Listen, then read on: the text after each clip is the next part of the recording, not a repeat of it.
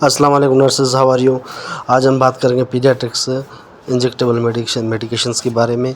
और सबसे पहले हमें ये चीज़ माइंड में रखनी है कि जो पीडियाट्रिक्स मेडिसिन्स होती है वो बहुत ही एहतियात और मोहतात होकर देनी होती है। सब पहले मेडिसिन आ जाती है पैरासीटामोल इंजेक्शन, वो आती है प्रोवास के नाम से आती है।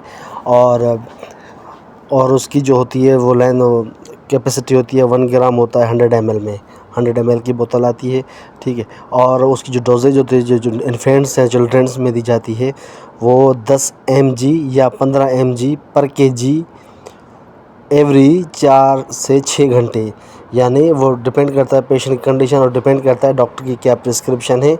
हमें ये चीज़ बहुत एहतियात और मोहतात में होकर करनी होती है। दूसरे नंबर पे आ जाती है इंजेक्शन मेटानड्रिजोल या इंजेक्शन इबुफिन, ये आती है फ्लेजल के नाम से भी आती है, जो 500 mg इंटू 100 ml में आती है। तीसरे नंबर मेटानड्रिजोल आती है, वो 7 से 10 mg पर kg और हर 6 से 8 घंटे डॉक्टर की प्रिस्क्रिप्शन मुताबिक देनी है।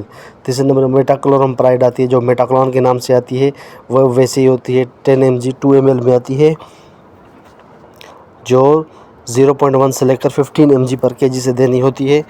और जो भी डॉक्टर की प्रिस्क्रिप्शन या जो आप अगर ख़ुद भी देते हैं तो उसमें 6 से 8 घंटे की टाइम ड्यूरेशन में देनी होती है। उसके बाद इंजेक्शन आती है फ्यूरोसमाइड यानी लेसेक्स के नाम से आती है, वो 8 से या 12 घंटे में दी जाती है। नियोनेट्स में वो 0.01 से शुरू होती है और 0.05 तक जाती है पर kg एवरी 24 से 12 घंटे होती है।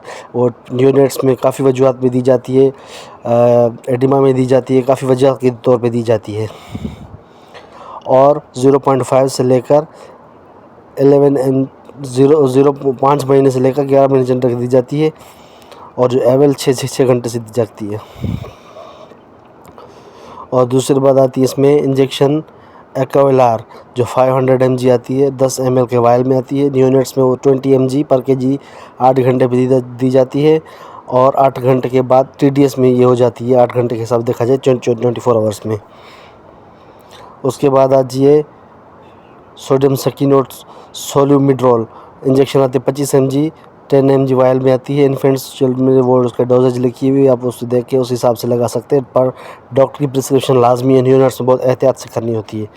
लेबिनोल आती है इंजेक्शन, ओमेप्राजोल बहुत इंपॉर्टेंट होती है, 500 mg 5 ml में आती है, वो उसकी डोजेज होती है चिल्ड्रंस या नियोनेट्स में 0.5 से 1 ग्राम पर kg डिवाइडेड 6 से 12 घंटे में दी जाती है।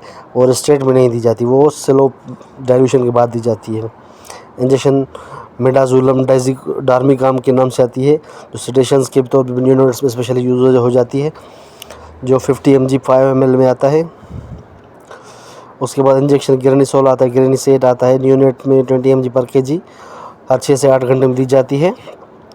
और फेंटाइन एपिग्राम जो आती है वो एपिलिप्सी और काफ़ी वजह के न्यूरोमस्कुलर डिसऑर्डर्स के लिए जो दी जाती है, 5 mg पर kg दी जाती है, TDS में दी जाती है।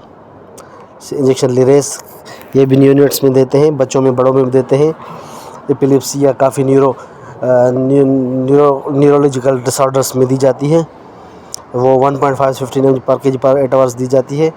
और इंजेक्शन केटोराडोल, वो भी इन्फेंट्स में चिल्ड्रेन में 10 mg से लेकर 4 mg पर kg में आती है, इवनिंग आफ्टर 6 आवर्स में दी जाती है।